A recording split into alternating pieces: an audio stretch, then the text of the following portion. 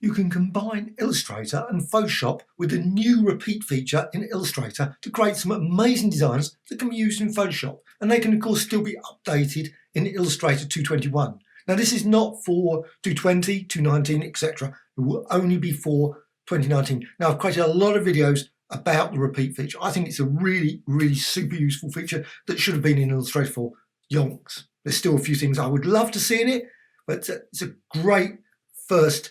You've got Radial, you've got grids, and you've got mirror. I think it's just brilliant. So what I'm going to do, just quickly show you right from the start, and then go from there to Photoshop and then back again. So now you can create any kind of designs. I'm just going to create with the curvature tool. I could create an ellipse, which is what I just in that example. I'm just going to create a quick design here, just a very basic design. Curvature tool, and you can of course use any tool. It could be used like type, could be filled with different designs, but I'm just going to go with a very basic design like this. So this design, now I could apply effects to it, all those sort of things, and still use it with this new feature. And you can find the new feature of repeat in object menu and repeat, and I'm going to use Radial on this, but you can use grid or mirror. So Radial creates a nice circular design, which creates a repeat object. So what you can do, you can obviously rotate that, and you can also modify a number of repeats. So I'm just going to maybe have a little less. So that looks a bit better. Maybe 8. Yeah, I think that looks nice. So you've got that design, and you can edit it. You can modify the settings and things. But what I'm going to do, I'm going to take this, I'm going to resize it just slightly, so you can see, does it? And then I'm going to use my libraries. So window and libraries. I'm going to use this in Photoshop as well as Illustrator. So with libraries, what you can do, you can drag the design. Now sometimes it will do it instantaneously. Sometimes it will take a few minutes. It will think about it. Now I have noticed when I've gone to Photoshop sometimes looking for the one that I created in Illustrator, it's not there. It does take a bit of time. I guess it depends on something. However, it is now in the library, and you can put it obviously in any of the libraries you've got. So you've got your design there. Now what you can do, you can go now to Photoshop. There's Photoshop. And of course you've got libraries in Photoshop, conveniently. Window and libraries. So my libraries are there, and you can see it has been put into there. So what you can do, then you can drag across, and you'll see once you've done that.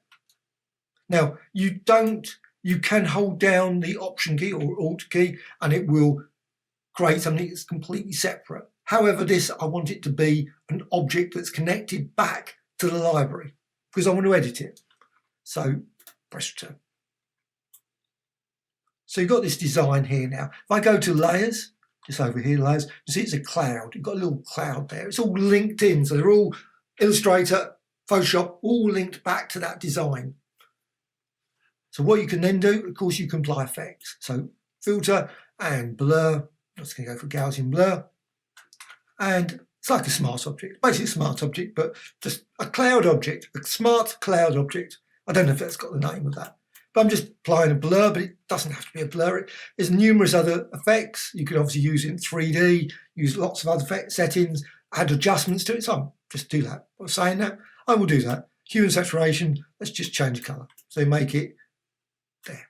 So you've got a couple of settings here. You can see those in the layers. So you go to layers with smart filters attached to this artwork. What you've got is hue and saturation, and you can modify them because you double click there and you bring it up again, and you can change it, make green, whatever. And you've got Gaussian blur. You can remove them as well. So you move it very quickly or bring it back. Now, what I want to do now is edit that design. So what I'm going to do, I'm going to just double click here. Just go to this cloud. Got a little cloud here. Smart object thumbnail. It even says it's a smart, even though it's a cloud. A bit confusing. Maybe they should call it a cloud smart object, but double click on it, and you go back into Illustrator. Now you're not going back to the document that you're using. This goes back to the source of the smart object. So the other one is still there. I'm not going to be using that one. This is the smart object. It's got a really obscure name of artwork 2_8DE blah blah blah. So obviously you've got this AI file. Now it's not a real AI file. It's obviously a cloud one in some off somewhere, but you've got the design which you can still edit. So if you want to change your mind, you say, oh, you know what, I don't want it like that. But what you can also do, you don't want the design itself. So you can double click on the design. So if you just double click, you can see you can select an individual one of those paths and you can just change it. So you just tweak it a bit. You can go to the curvature tool and you can then modify that. You can change the oval and maybe make it go to the center like that.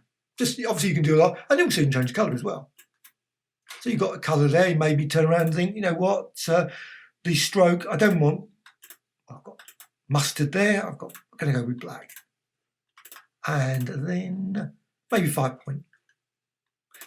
Sometimes it just ignores it. That's one thing I've noticed with this, and this is, I don't know if it's a bug or an issue, but sometimes you change it and you think, well, I've changed it. I've selected it. I've got it selected, changed the setting.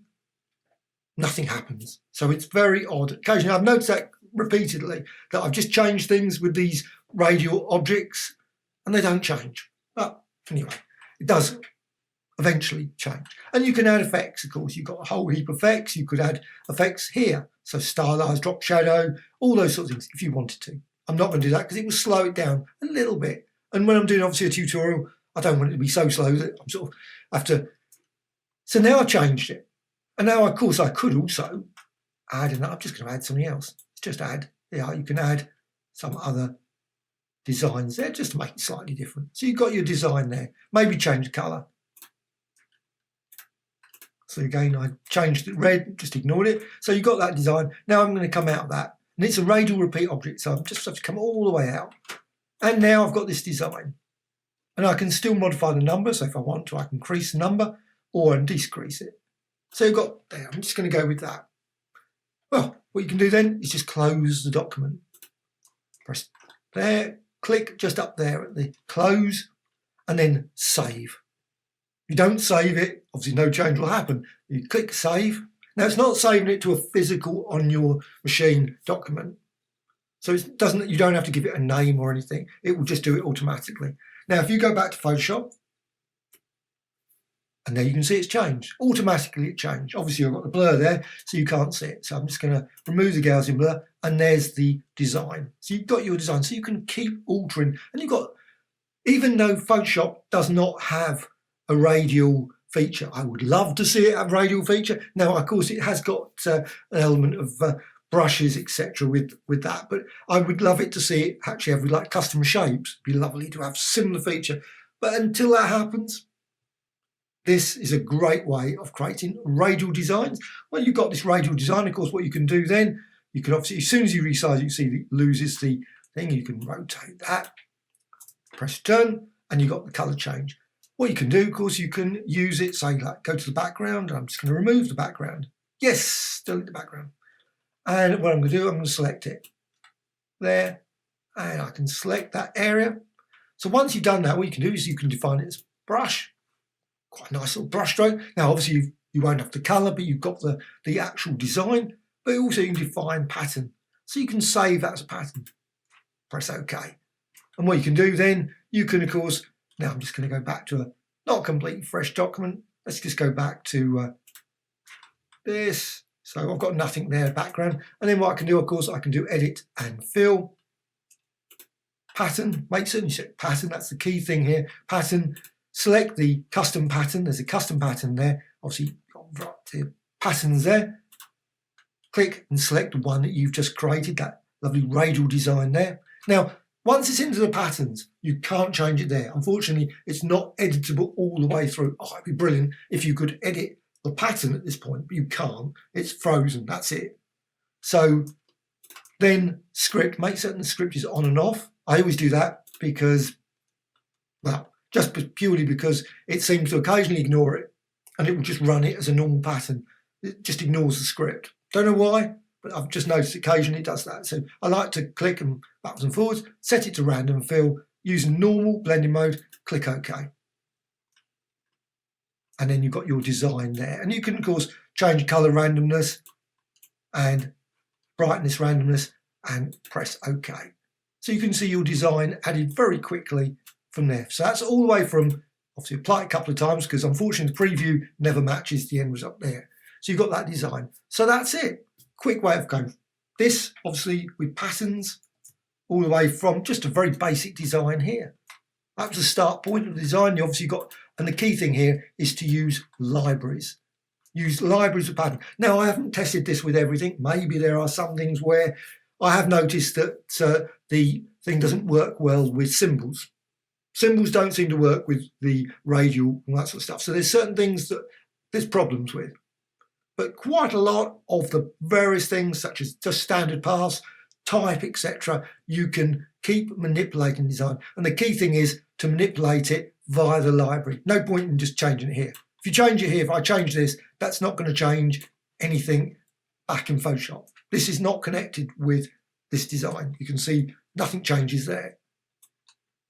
This is just purely, once it's dragged in, this is where you've got to change it. So if you want to change it again at any point, you can always just simply just go over here, if that's the thing you want to do, just double click on there.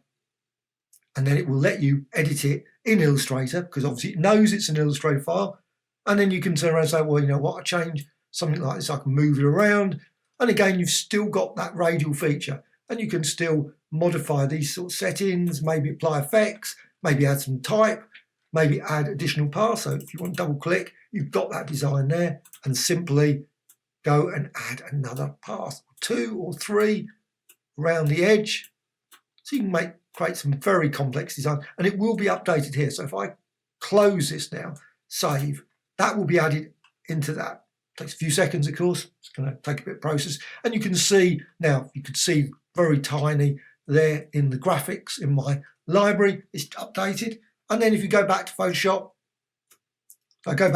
now obviously I haven't got that pattern design, but if I go to the window and libraries, you can see the library there, and simply just drag over there, and you can see that design again, which of course you could then, if you want to remove the background, press return, so it's now in there. What you can do, you can go to this layers pattern and go to the background, and then delete it, of course. Just go down to that little trash can or delete the bottom and say yes, and you've got that design. Now you'll notice there are some issues. There's a bit of a weird sort of, I don't know what's happening there. There seems to be a slight cut off at the edges, which is very strange. So there's obviously some issues that, so maybe it's best to avoid certain paths. You might suddenly find that you've gone over the edge. So I'm not saying this is perfect, but you can obviously, once you've done that, what you can do is you can edit and again define pattern. And you've got your stored away the pattern, and then you can run that design again. So you can create something similar to this. So there's a variety of different designs, all from that very basic Illustrator design. You can just modify.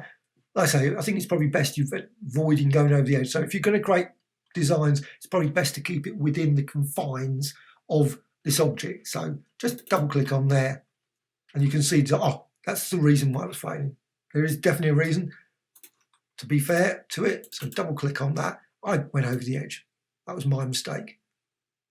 So just if I pull that down, make it a bit smaller, resize it a bit so you can see.